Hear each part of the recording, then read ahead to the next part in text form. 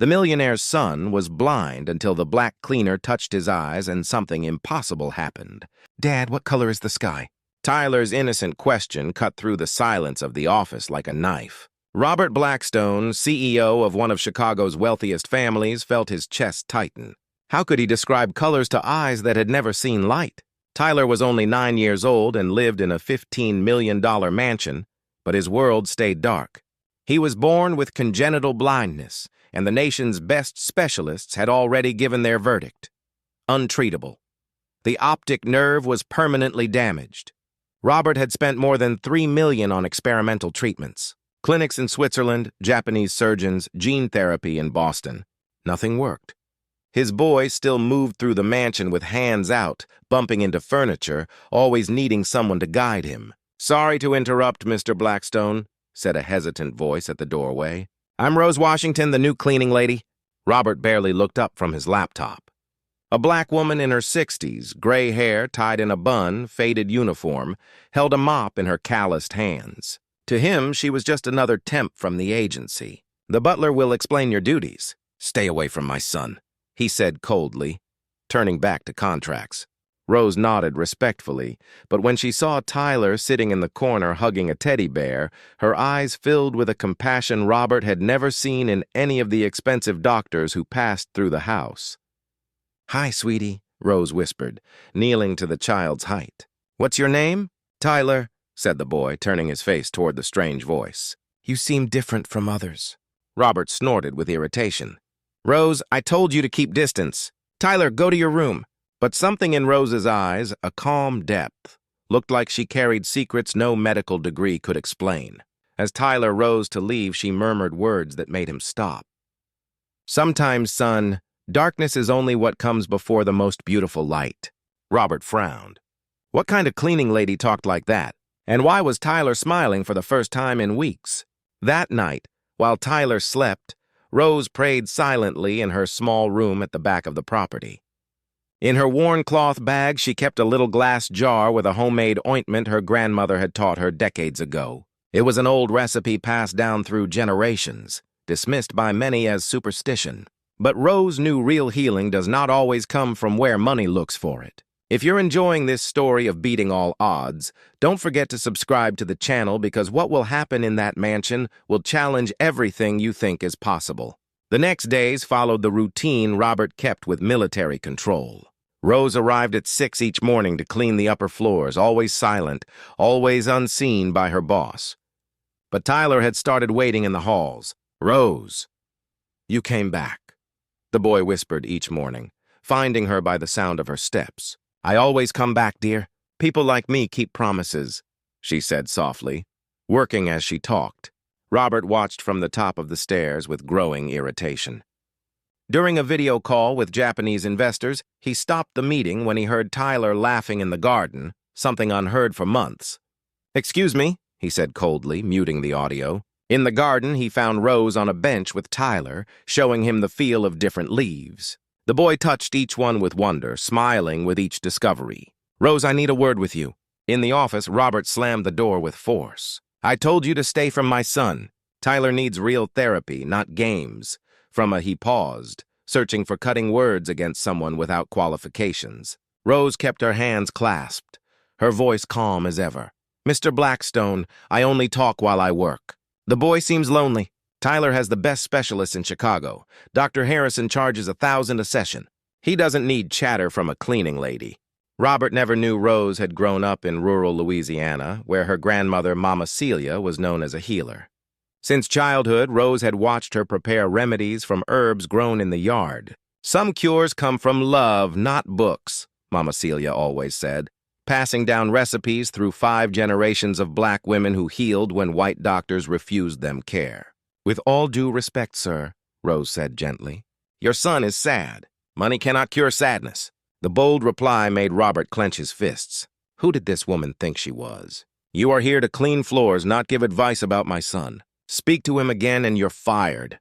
But Rose had faced powerful men before. In the 60s, she had marched in Montgomery, scrubbed homes of white families who treated her like furniture, and raised 3 kids alone after her husband died in a factory. Robert Blackstone was just another rich man who confused money with wisdom. That evening, after Robert left for a dinner, Rose quietly went to Tyler's room. The boy clutched his teddy bear, staring blankly. "May I come in, dear?" Tyler smiled for the first time that day. "Rose, I thought Dad fired you." "Your dad doesn't scare me, Tyler. I've known men like him all my life." Rose sat on the bed. "I brought something special." From her apron pocket, she took a small cloth sachet. "My grandmother said some plants keep sunlight inside them. Smell this." Tyler breathed the lavender mixed with herbs Rose had gathered in her youth. "It smells like peace." "Exactly. Now close your eyes. I know they're already closed to light, but close them to all else. Take a breath and tell me what you feel." Tyler obeyed. Silent for a moment, then his face changed. "Rose, there's a light. A tiny light, but I can see it." Rose's heart raced, but she kept her voice steady. "What kind of light, dear?"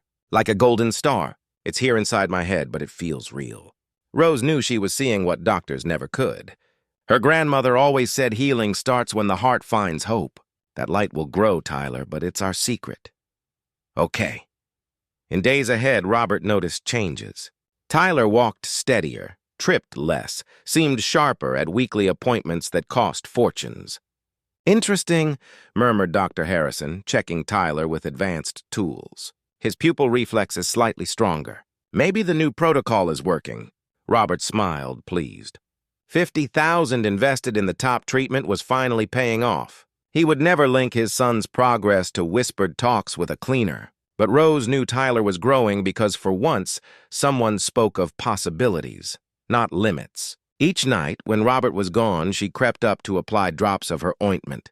The same recipe Mama Celia had used to cure cataracts in dozens back home. "Why help me, Rose?" Tyler asked one night. "Because I see in you what your father has not yet seen, dear. Light does not come from costly medicine. It comes from faith." Robert could never imagine that while he wasted fortunes on failed experts, his son's cure was unfolding through the rough hands of the woman he despised. Each insult only strengthened Rose's vow to prove love can see where pride blinds, and wisdom often comes from the very places the powerful refuse. The weeks ahead brought progress Rose logged in a notebook under her mattress. March 15th. Tyler told light from shadow in the West Hall. March 22nd. Recognized my outline from 10 feet away. Each step was written with date, time, and witness, even if they didn't know they were watching a miracle. Robert, blind to what happened under his roof, arranged a press event in the mansion's main hall. Reporters from the Tribune and CNN filled gold chairs as he, sharp in Armani, gestured with pride. "My son Tyler is showing extraordinary progress with treatments from the Mayo Clinic," he told cameras. "We've spent $2.5 million this year alone, and the results speak loud." Dr. Harrison beside him nodded gravely. The protocol designed for Tyler represented the peak of neuro-ophthalmology worldwide. Rose stood in a corner, quietly setting down the coffee she had served. Tyler sat in the front row, smiling shyly at cameras he could not quite see, but whose presence he felt for the first time. When a reporter asked about his daily routine, Robert answered with no pause. "Tyler has the top specialists in the country. Physical therapists from Harvard, behavioral psychologists, an elite team. What about home caregivers?" pressed a journalist. "Anyone from the family who helps him daily." Robert gave a dry laugh. "Our domestic staff is only functional. People unqualified to manage such a complex case." Rose felt her cheeks burn, but her face stayed calm. At that moment, Tyler turned his head toward her, as he had done several times during the interview, as if searching for her quiet presence. The cameras caught the gesture, but no one saw the meaning. When the reporters left, Rose slipped up to Tyler's room. The boy was waiting, sitting on the bed, more excited than ever. "Rose, today I saw the camera lights. They were different from sunlight." "That's right, dear. Your words were perfect." Rose sat beside him, pulling her notebook from her pocket. "Tyler, I need to tell you something. These lights you're seeing, they are not because of your father's costly treatments." Tyler tilted his head with curiosity. "What do you mean?" "My grandmother, Mama Celia, taught me that some cures come from the heart, not hospitals. The ointment I use on you was made from plants she grew in her yard in Louisiana." Rose showed him a faded photo of the old black woman smiling by a lush garden. "She healed hundreds the doctors called hopeless." Tyler touched the photo softly. Why doesn't Dad believe that? Because your father was taught that only expensive things have worth, dear. He never learned that real wisdom can live in simple places. That night, Rose did something she had not done in years. She phoned her sister Deborah in New Orleans. Deborah, a retired nurse, had spent decades recording cases of folk medicine that official science ignored. Rose, are you sure? Deborah asked after hearing it all. That rich man could ruin you if he learns the truth. Deb, that boy was dying inside. Not from blindness, but neglect. Now he's alive. Rose stared at her reflection in the dark glass. Mama Celia always said when you have a gift, you cannot hide it in fear. Then keep records of everything. If that arrogant man drags you to court, you will need proof that our medicine works. In the days ahead, Rose began discreetly photographing Tyler in his daily tasks, always with his consent. The boy walking halls without stumbling, pointing out objects farther each time, smiling as he recognized outlines and shapes. Each time-stamped photo was hard evidence of progress. Robert, meanwhile, pushed harder with his self-promotion. At a dinner with executives, he bragged loudly, "You should see Tyler now. The boy is almost cured." Sure, it cost a fortune, but when you have endless resources. One guest, impressed, asked, "How do you manage the daily care?" "It must be demanding. We have a team." "No problem. The real credit is the experts." Robert made sure to stress each word as if ordinary people had no role in his son's recovery. In the kitchen, Rose overheard while preparing coffee. Each arrogant word only steeled her resolve to reveal the truth. One night, Tyler stunned everyone by walking down the stairs alone to get water. Robert, busy in his office, heard the sure steps and went to check. He found his boy in the kitchen pouring water with steady hands, as if he could see clearly in the familiar space. "Tyler, how did you—" The boy turned with a bright smile. "Dad, I came downstairs on my own. Things are clearer now." Robert felt pride mixed with unease. The progress was too fast even for his treatments. Just then, Rose appeared at the doorway from her small back room. "Good evening, Mr. Blackstone," she said gently. "I heard a sound and came to see." Tyler's face lit even brighter.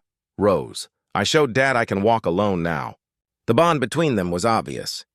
Tyler naturally leaned toward Rose, sought her approval, and smiled differently with her. Robert watched, uneasy at a closeness he could not explain. "Tyler, back to your room." "It's late," he said sharply. When the boy left, Robert eyed Rose with suspicion for the first time. "How long have you worked here?" 3 months, sir." "And Tyler, has he always been close to you?" Rose met his stare without flinching. "Children sense who truly cares for them. Mr. Blackstone, it is an instinct they keep even when adults lose it." The words stung like a slap. Robert walked off in silence. For the first time, he suspected more was happening in his home than he controlled. Rose returned to her room, aware secrets could not last. Soon she would have to show that Tyler was healing through her hands, and that Robert's pride stood on a lie she had allowed until now. She opened her notebook and wrote the final line of the day. "Robert suspects. Tyler is nearly restored. Time to prepare for the reveal." What Robert did not know was that every boast he had made in public, every credit he had stolen, every insult thrown at Rose was being recorded by someone who knew how to use it when the right time came to show the world who had truly brought back Tyler's sight. The reveal began unexpectedly. At what looked like a normal breakfast, Tyler ran down the stairs, something impossible weeks before, and shouted, "Dad, I can see the garden colors from my room." The green trees, the blue pool, even the red flowers Rose planted. Robert almost dropped his coffee. "Red flowers? What red flowers?" "The ones Rose brought from her house and planted under my window so I could practice colors," Tyler said innocently, not knowing he had just dropped the first bomb. Robert's mind spun. Rose had never asked to plant anything. How did Tyler know about flowers she supposedly planted in secret? And more importantly, how could a blind boy see such details? "Tyler, go play in the garden. I need to talk to Rose." When she stepped into the kitchen, Robert stared with an intensity she had never seen. "I want you to explain word for word what you've been doing to my son." Rose took a deep breath. After months of silence, truth had arrived. "Mr. Blackstone, your son was dying inside. Not from blindness, but from neglect. All I gave him was love and attention the doctors never could." "That doesn't answer my question. How is Tyler seeing things you did secretly?" Rose pulled a worn notebook from her apron, carefully documenting Tyler's progress. "Because I've been healing him for 3 months, Mr. Blackstone, with my grandmother's remedies, with patience you never gave, and with faith your money couldn't buy." Robert snatched it from her hands, flipping through frantically. Date after date, note after note. Photographs of Tyler's growth. March 15th, Tyler distinguished light from shadow. March 22nd, recognized my silhouette from 3 meters away. April 2nd, correctly identified the blue pool. "Impossible," Robert muttered, but his voice had lost conviction. "Impossible is what you believed for 3 months while boasting about a cure you never delivered," Rose said calmly. "Every press conference, every interview, every time you claimed credit for Tyler's recovery, you lied. And I have proof." Just then, Tyler entered, halting when he felt the tension. "What's going on? Why are you fighting?" Robert looked at his son. Really looked for the first time in months. Tyler was different. His eyes bright. His steps confident. He smiled genuinely. How had he missed it? "Tyler," Robert said in a trembling voice, "tell me the truth. Who helped you see? The doctors or Rose?" The question cut the boy's heart. He looked at Rose, then his father, and confessed. "Rose, Dad. It was always Rose. She gave me medicine every night. She taught me to feel the world. Made me believe I could see. The doctors just hurt me and said it was impossible." Silence crushed the room. Robert's world collapsed. 3 months of interviews, bragging to investors, claiming his money healed his son. All lies. "You made me look like a fool," he said to Rose, his voice sharp with anger and humiliation. "No, Mr. Blackstone. You did that when you dismissed love and patience as worthless, because they came from someone you considered beneath you." At that moment, Robert's phone rang. His press secretary.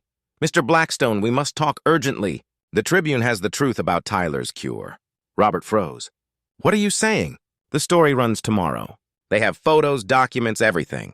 Headline is 'Millionaire Stole Credit for Miracle Performed by Cleaning Lady.' This will destroy your name." Robert hung up, hands trembling. Rose watched him calmly. "It was you," he accused. "You leaked it." "I didn't leak anything, Mr. Blackstone. Truth has a life of its own. When you said last week that unqualified people meant nothing to Tyler's recovery, one reporter dug deeper. She found the progress matched my arrival, not your treatments." The nightmare began. Phones non-stop. Investors doubting his integrity. Board members demanding answers. Journalists chasing statements. Social media exploded. Arrogant millionaire stole credit from black woman who healed his son. Tyler, confused and scared, clung to Rose. "Why is everyone yelling? Did I do something wrong?" "No, dear. You only told the truth. And truth upsets those who live a lie." Robert, watching his son choose Rose again, burned with rage. "You planned this to ruin me." Rose rose tall, her voice unshakable. "I planned only to heal your son. If that exposed your arrogance, that's on you." She turned to Tyler. "Honey, I must leave for a while, but remember what I told you. The light is already inside you. No one can take it away." "Don't go, Rose. Don't leave me." Tyler hugged her, eyes bright with tears. "I can't stay here anymore, Tyler, but our friendship is forever." As Rose packed her few things, Robert watched reporters gathering outside. Soon, all of Chicago would know he lied, stole credit from a black woman, and mistreated the only one who loved his son. Dr. Harrison called, canceling treatments. "Robert, I can't associate with this. The medical community is furious. Partners canceled meetings. Investors backed out. His decades of reputation shattered in hours." The final blow came when Tyler, standing in the doorway with clear eyes, said with painful maturity, "Dad, you always said people like Rose had no value, but she gave me what your money never could. She made me believe I deserved to see." As Rose walked through the crowd of reporters waiting for her story, Robert realized he lost more than credibility. He lost his son's trust, and the chance to learn true wealth had never been in his bank account, but in the hands of the woman he despised.